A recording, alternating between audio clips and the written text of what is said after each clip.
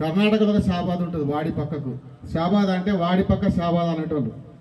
అట్లాంటి షాబాద్ను ఈరోజు రంగారెడ్డి జిల్లానే కాదు, తెలంగాణ కాదు, ఆంధ్రప్రదేశ్లో గుర్తించేటట్టు చేసిన ఘనత కీర్తిశేషులు రాజేంద్రకి దక్కింది. కాబట్టి అప్పటి నుంచి రాజేంద్రరెడ్డి సోదరుడు రాజేంద్రరెడ్డి షాబాద్ వచ్చినప్పుడు మొట్టమొదట ఏ గ్రామాల్లో కూడా రోడ్డు లేకుండే, కరెంటు లేకుండే, దగ్గరుండి అధికారులను మాట్లాడి తొందరలో ఒక 2-3 నెలల లోపటే ప్రతి గ్రామానికి ఫార్మేషన్ రోడ్ వేయించినాడు, కరెంట్ వేయించినాడు, చాలా కార్యక్రమాలు చేసినాడు. ఇక్కడ ఉన్నటువంటి రాజేంద్ర అన్న అభిమానులు అందరూ ఉన్నారు. ఇక్కడ ప్రభాకర్ అన్న కానీ, శేఖర్ అన్న, గరవాల ప్రభాకర్ అన్న, కేసారం శేఖర్ అన్న, వెంకటయ్య గారు అందరూ కూడా, మతీన్ భాయ్ గారు అందరూ, ఎందుకంటే వాళ్ళందరూ చూసినారు ఎంబడి ఉండి. కాబట్టి ప్రతి గ్రామానికి రోడ్ వేయించినాడు, కరెంట్ వేయించినాడు, పేదవారికి ఆదుకున్నాడు. అట్లాంటి కార్యక్రమాలు చేసి ఒక మంచి పేరు తెచ్చుకుంటు. కాబట్టి ఇప్పుడు పార్టీలకు అతీతంగా ఈ కార్యక్రమం ప్రతి సంవత్సరం జరుపుతున్నాం.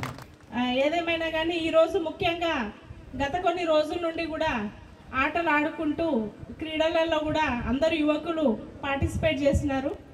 36 సంవత్సరాల నుంచి కూడా ఈ ప్రోగ్రాం కంటిన్యూస్గా చేస్తున్నారు. చేసిన దాన్ని బట్టి తెలిసేది ఏంటంటే రాజేందర్ రెడ్డి గారి కీర్తి ప్రతిష్టలు ఎంత గొప్పవో అని. వాస్తవానికి నేను చిన్నప్పుడంతా మలక్పేటలో పెరిగిన. మలక్పేటలో నేను రాజకీయాలకు రాకముందు కూడా అక్కడ రాజేందర్ రెడ్డి గారి పేరు మారుమోగేది. తెలిసిన వాళ్ళు, చుట్టాలు, మా నాన్న వాళ్ళ ఫ్రెండ్స్ కూడా చెప్పేటోళ్ళు. చాలా గట్టి మనిషి. అక్కడ మారుమూల గ్రామంలో ఉన్న షాబాద్ని కూడా బాగా రాజకీయ పట్టుండి బాగా అభివృద్ధి చేసినారని చెప్పేటోళ్ళు. అక్కడ చిన్నప్పుడు విన్నది, మధ్యలో గ్యాప్ వచ్చింది. మళ్ళీ ఇప్పుడు రాజకీయాలలో వచ్చిన తర్వాత ఇటు షాబాద్ కోసం కూడా షాబాద్లో కూడా మళ్ళీ రాజేందర్ రెడ్డి గారి పేరే చెప్తా ఉంటే చాలా సంతోషంగా అనిపిస్తుంది. మరి వారు చేసిన సాధన రాజకీయాల్లో కూడా ఒక మార్పు తెచ్చి ఇటు షాబాద్ మండలాన్ని అభివృద్ధి చేశారన్న గొప్ప పేరు చిరస్థాయిగా ఉండిపోతుంది. దాని తర్వాత వాడు చనిపోయిన తర్వాత కూడా ఎక్కడెక్కడి నుంచో చనిపోయినప్పుడు కూడా చెప్పేవారు, చాలా దూరం నుండి కూడా చనిపోయిన తర్వాత అందరూ కూడా వచ్చి ఇక్కడికి అప్పుడు వారిని దహన సంస్కారాలు చేసినప్పుడు కూడా అప్పుడు ఇన్ని కార్లు అవన్నీ ఉండేటివి కావు. అయినా ఆయన పేరు మీద చాలామంది వచ్చి ఇక్కడ అటెండ్ అయ్యిండ్రని కూడా చెప్పేటోళ్ళు. మరి వాడు చేసిన గట్టి సాధన అభివృద్ధికి ఎప్పుడు చిరస్థాయిగా గుర్తుండిపోవాలని వాళ్ళ కుటుంబ సభ్యులు, తర్వాత పట్నం మహేందర్ రెడ్డి గారు ఈ ఏరియాలో, అంటే అప్పుడు ఆయన వెటనరీ డాక్టర్ ఉండే, చదువుకున్నారు. మరి రాజకీయాలలో ఎట్లా అనుకుంటూ ఇది కాగానే వచ్చి ఇక్కడ చాలా ధైర్యంగా ఇక్కడ నిల్చొని మండల అభివృద్ధి కోసం చాలా పట్టుబడి ఇక్కడ కూడా అందరితోటి మమేకమై బాగా అందరినీ కలుపుకపోయి కూడా ధైర్యంగా ఉండి ముందుకు తీసుకెళ్లారు. అలాగే నరేందర్ రెడ్డి గారు ఉన్నారు, వాళ్ళ తమ్ముడు. అంటే ఈ కుటుంబం అంతా కూడా అప్పటి నుండి ఇప్పటి వరకు తీసుకొచ్చిన తర్వాత మా యువ నాయకుడు, మా జడ్పీటీసీ సభ్యుడు పట్నం అవినాష్ రెడ్డి, ఆయన గురించి అయితే ఎన్ని చెప్పినా తక్కువే అనుకోవాలి, అది వాస్తవం. అట్లా నడుపుకుంటూ వస్తే ఈరోజు నిజంగా కూడా రాజేందర్ రెడ్డి పెద్ద అన్నయ్య ఉండి తమ్ముళ్ళని, కొడుకులని ఈ స్థానంలో ఇంకా అంత గట్టిగా కూర్చోబెట్టిందంటే అది మామూలు విషయం కాదు. ఈ కుటుంబం కూడా మామూలు కుటుంబం కాదని కూడా చెప్పుకోవాలి. వాళ్ళ పేరుకి పట్నం అనే ఉంది కానీ వాళ్ళ మనసు, వాచ, కర్మ అంతా కూడా ఊర్లలోనే, షాబాద్ ఊర్లు పక్కనున్న మండలాలన్నీ కూడా అభివృద్ధి చేయాలని చెప్పి అట్లా వస్తూ ఉంటే మరి ఎమ్మెల్యేగా, మంత్రిగా అయిన మహేందర్ రెడ్డి కూడా ఈ జిల్లా మొత్తం కూడా బాగా తిరిగి, అన్నలో ఒక లక్షణం ఉంటుంది, ఎప్పుడు ఖాళీగా ఉండడు. ఎప్పుడు అంటే ఎంత దూరమైనా కానీ పోయి లీడర్లను కలిసి ఆ రాజకీయ చైతన్యం అనేది కూడా పెద్దోళ్ళ దాంట్లో కలిసిపోతాడు, యువతకి కలిసిపోతారు.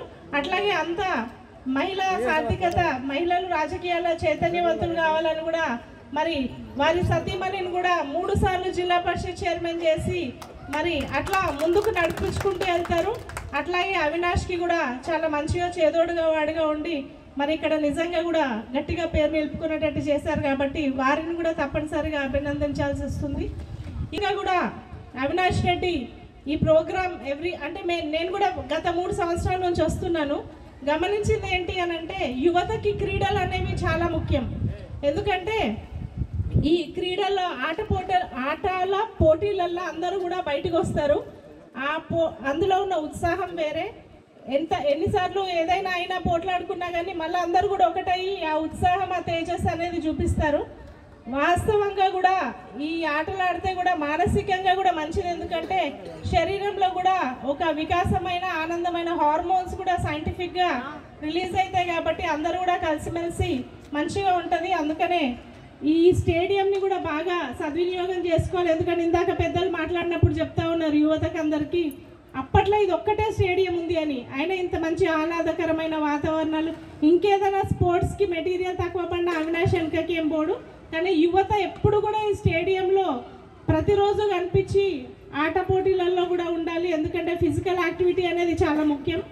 అది అట్లా ఉండగా ఈరోజు వాస్తవానికి కూడా అన్ని పార్టీలకి అతీతమయ్యి కూడా ఇక్కడ కూర్చున్న పట్నం కుటుంబంలో కానీ మిగతా నాయకులే కానీ మేము కూడా జిల్లా పరిషత్ నుండి కూడా ఎటువంటి వాళ్ళు వచ్చి మా గడప దొక్కి అడిగినా చాలు, షాబాద్కి నిధులు కావాలంటే మేము చాలా ముందుండి నిధులు ఇచ్చి మరి ఈ యొక్క అభివృద్ధిలో మేము కూడా భాగస్వాములము.